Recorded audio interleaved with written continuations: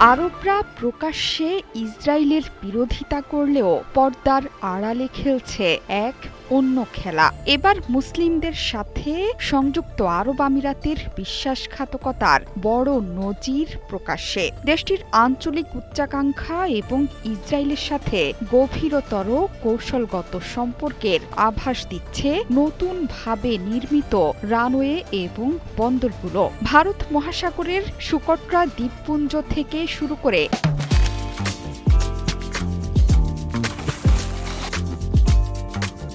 Somalia এবং ইয়েমেনের উপকূল পর্যন্ত আমিরাতের নির্মিত সামরিক ও গোয়েন্দা ঘাঁটিগুলোর এক বিশাল সম্প্রসারিত নেটওয়ার্ক প্রকাশ করল মিডল ইস্ট আই। স্যাটেলাইট চিত্র বিশ্লেষণ করে চাঞ্চল্যকর তথ্য সামনে এনেছে গণমাধ্যমটি। ইরানের অতি নিকটবর্তী আরব আমিরাতের এমন কাজের পেছনের মূল উদ্দেশ্য যে আয়াতুল্লাহ খামেনির বাহিনীকে আটকানো, তাই প্রতিনিয়ত পরিষ্কার হয়ে উঠছে।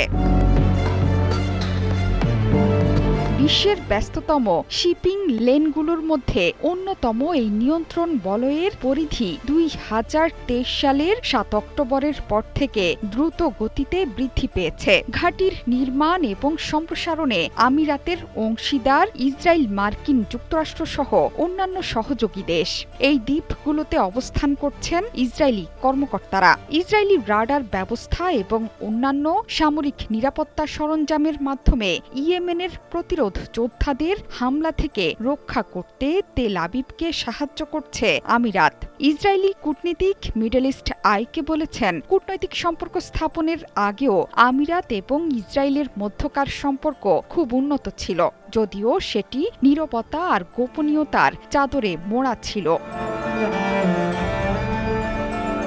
ইসরায়েলপন্থী মার্কিন think tank Washington institute for near east policy বলেছে, বহুপাক্ষিক বিমান প্রতিরক্ষা জোটগুলো অক্টোবর 7-এর পরের মধ্যপ্রাচ্যের প্রতিরক্ষা ল্যান্ডস্কেপের মূল বিষয় হয়ে উঠেছে, যেখানে দেশগুলো রাডার, গোয়েন্দা এবং প্রাথমিক সতর্কতা ব্যবস্থা ভাগ করে নিচ্ছে।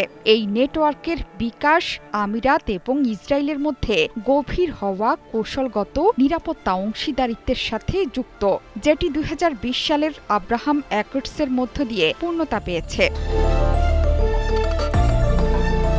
আবদ আল কুরি দ্বীপের পাশাপাশি আরব সাগরের গভীরে থাকা সোকোট্রার 3টি জনবসতিপূর্ণ দ্বীপের মধ্যে সবচেয়ে ছোট সামহাহ দ্বীপেও দ্রুত গতিতে কাজ চলেছে।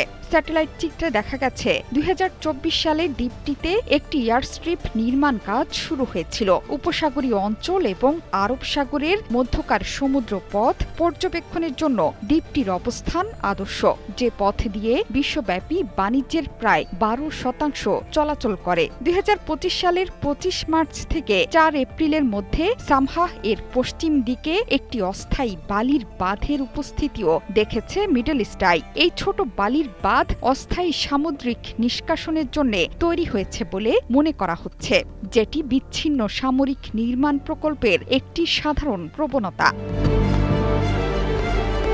জোহরা চৌধুরী সেতু, 71।